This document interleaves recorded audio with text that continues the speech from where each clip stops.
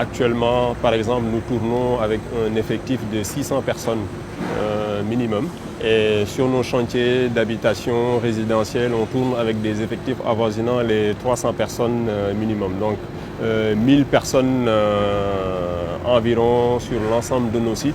Et ceci va monter en puissance en fonction des projets qui sont amenés à venir par la suite. En prenant l'option d'une politique de renouveau urbain, les plus hautes autorités du pays ont décidé d'engager le Sénégal dans une nouvelle dynamique de création de villes modernes.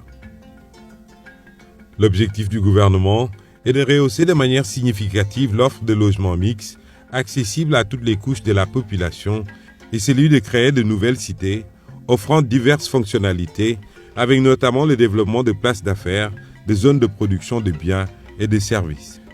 Des cités administratives, des espaces pour de grands événements culturels ou sportifs, ou des rencontres internationales, mais également des infrastructures pour le tourisme d'affaires et de loisirs.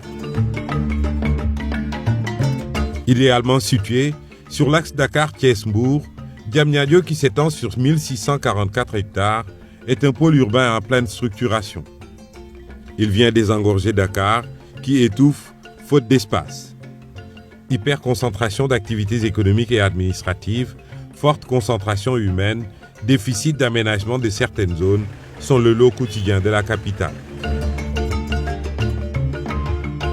La cité, découpée en 4 arrondissements, avec une planification rigoureuse dans l'occupation de l'espace, prend forme avec l'édification du centre de conférence Abdou Diouf, mais aussi de plusieurs projets d'habitat et d'infrastructures socio-économiques par des promoteurs privés et des projets publics.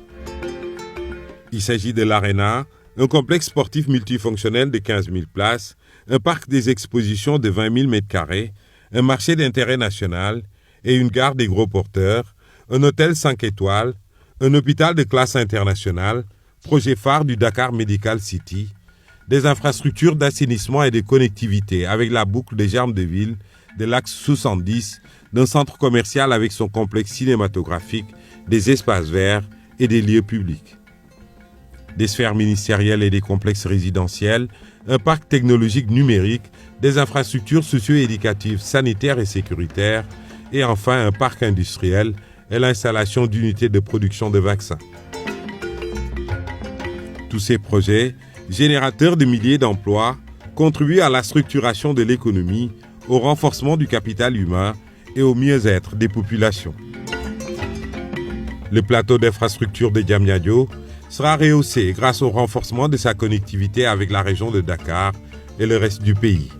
À travers l'autoroute AIBD Thiès et AIBD Mbour, le train express régional et la liaison avec l'aéroport Blaise Diagne de Niasse.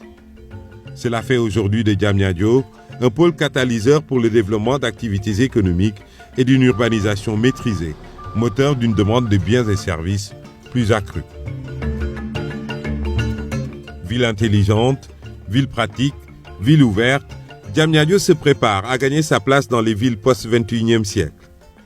La politique d'implantation